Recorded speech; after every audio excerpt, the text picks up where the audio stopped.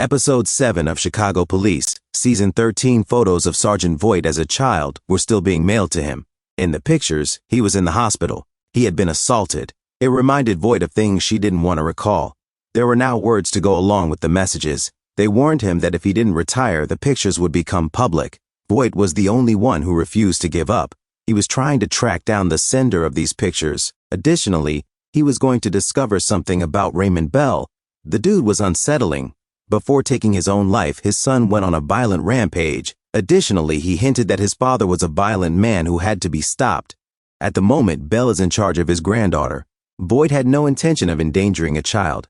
Not given his past. He was searching for proof that Bell had used violence. He instilled violence in his son. Children shouldn't be near him. When anything happened in Bell's area, Voight was listening for an alert. Bell's neighbor reported what she believed to be a break-in. That wasn't the case. A young man was yelling for assistance and pounding on doors in an attempt to elicit assistance. When his body was discovered, this individual was later identified as Michael Murray. Someone was following him that evening. That person was not captured by the doorbell cameras.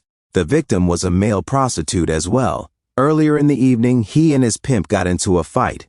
In addition to everything else, he was a well-known junkie. Voight felt that Bell was linked, even if it appeared that he had overreached himself. Murray's hands were all battered. Bell's kid used to treat his victims in the same way.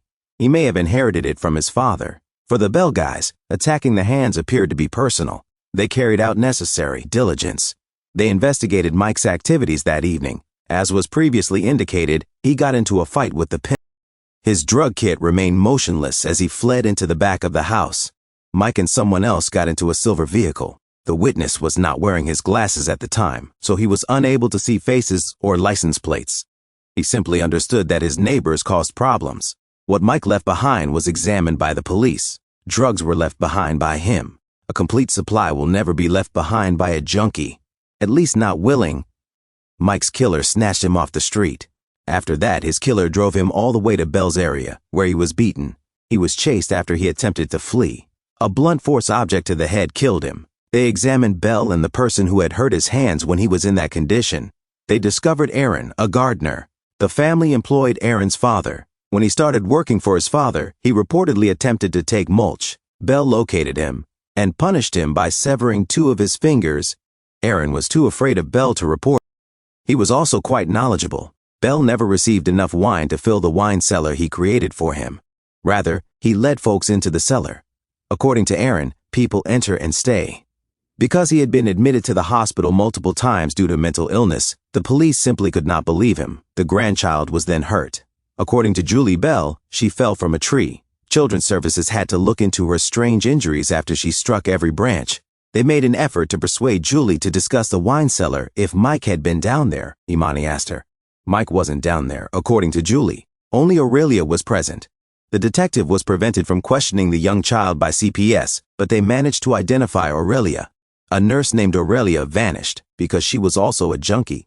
Folks assumed she had either recovered or passed away.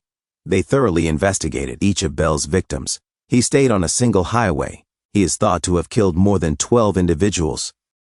He killed people on a regular basis. In his wine cellar, he murdered them.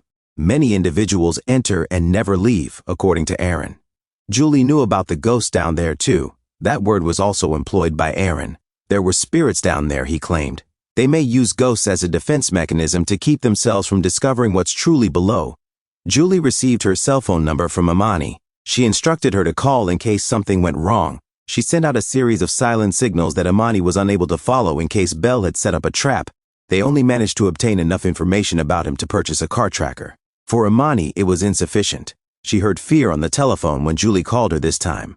Imani hurried over. She had no desire for a backup. She ran into Bell brandishing a gun after breaking into the house.